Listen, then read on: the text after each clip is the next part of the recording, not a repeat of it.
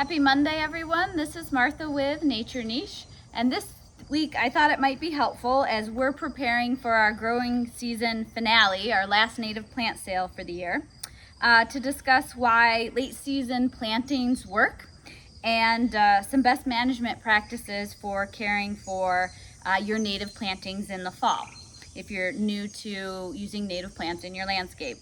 So planting natives in late August through September is a great idea, and that's because the majority of our natives are perennials. So they come back year after year from the same rootstock, and the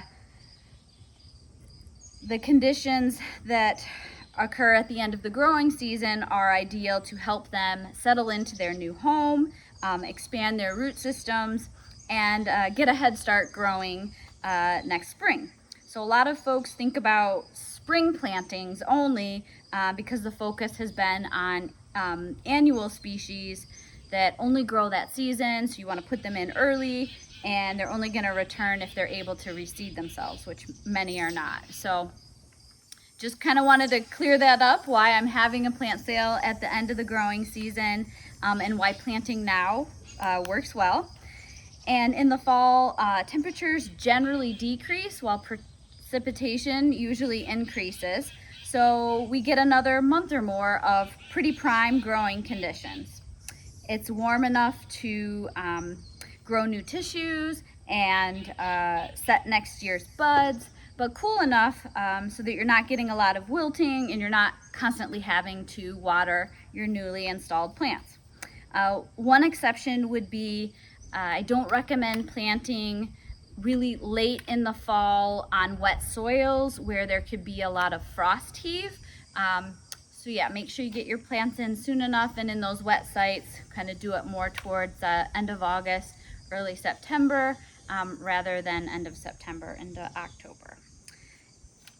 I also want to cover some just sort of general best management practices for late season care of your native plantings. So one of the things you can do for your late season plantings is prepare the site or microsites where you want to fill in the gaps. So look for places where plants have died earlier in the growing season, or maybe you planted them where the conditions weren't quite right, they weren't happy, and you're going to have to do some relocating. So find those spots ahead of time and do some weeding. That's either pulling things by hand. You can mow if you've used an annual cover crop, or if you have annual weeds that you're dealing with, just taking off the seed heads can be an effective control method. Deal with invasive species that you have in the area. You can use herbicide. Just make sure that you wait the correct amount of time, looking at that chemicals label, and make sure you wait the right amount of time before you replant in that area. And the same goes for your existing native plantings. You want to address annual and perennial weeds in the fall, and that will help you have an easier time controlling those species the next spring. And look for those sneaky little things, like I have vinca or periwinkle that likes to pop up under my native plants. So it's good later in the growing season to check, if those kinds of things have popped up. If you have any invasive woody seedlings that have cropped up over the growing season, go ahead and get those out of there. And doing that will just help you have an easier time when it does come to planting at the end of the summer. You also want to keep an eye on your new plantings. It's important to, if you think you have a chance of deer grazing or rabbits in your native planting area, I really do recommend caging off if you can for the first growing season or so. Yes, we're planting native plants to support our local wildlife, but before they get munched, it helps if they have a growing season to really get their roots established and be strong enough, have the resources to sprout back from herbivory. And so also when deer are browsing, say you're not able to fence, it is important for the first week or two to check on your plants, because when deer move through, they grab and tug and they can pop that newly planted material completely out of the ground. So you want to watch, monitor for that, tuck them back in if that happens, water them well, keep an eye out for that sort of thing. You also want to watch the weather, just because we're, getting into those cooler temperatures. Doesn't mean that you'll have all the water that you need. You might still need to supplemental water up until that first hard frost. And I would recommend, if you don't have at least one good rain session, rain event in a week, that it might be good to do some supplemental watering of your newly planted material. And you might need to do that more often if you see wilting, if you're planting into a very harsh, dry, kind of open or windy site. And I also recommend being strategic about choosing the native plant species that are going to be well adapted to your particular site. They will naturally do well in your specific landscape setting. So see Mondays with Martha number 56 for more information on how to select suitable native plant species. Also, don't cut back your plants in the fall. I know that's a fairly common gardening practice, but with native plants, you really want to wait until late spring if you're cutting them back at all.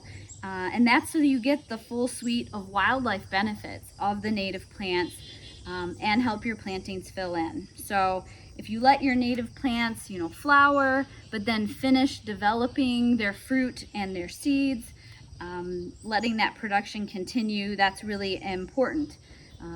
Things like sunflowers, the goldfinches love eating the seeds, and chickadees like to pick at the black-eyed Susans, and asters will help attract finches and sparrows and woodpeckers. So all of those things, if you let them continue to mature, that's really important food source for wildlife.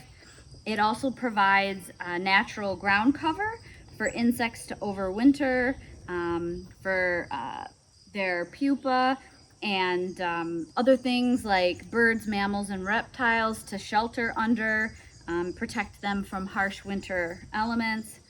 And it helps hold moisture and prevent winter wind erosion and early spring runoff erosion, having that plant material over the ground. And if you let the seed be produced, that's a great source for new plants to establish and help fill in your planting.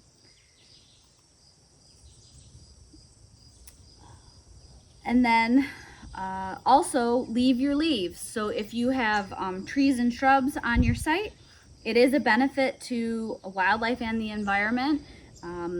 Leaf litter provides food, shelter, and nesting material for insects, reptiles, amphibians, mammals, and birds.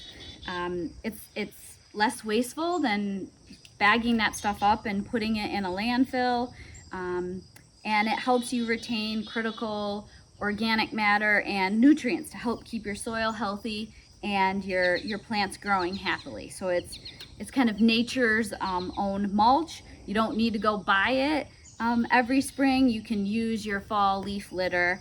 It helps with weed control by minimizing areas of bare soil, and it helps retain moisture in the summer. And if you're worried about your lawn and leaves, you can use a mulching mower to chop them up finely. That won't hurt your lawn grass. It'll actually help add nutrients and organic matter back into that turf soil over time, decompose, and you'll need less fertilizer and water on your lawn in the long run. And lastly, as you're doing your kind of late season native planting care, watch for wildlife.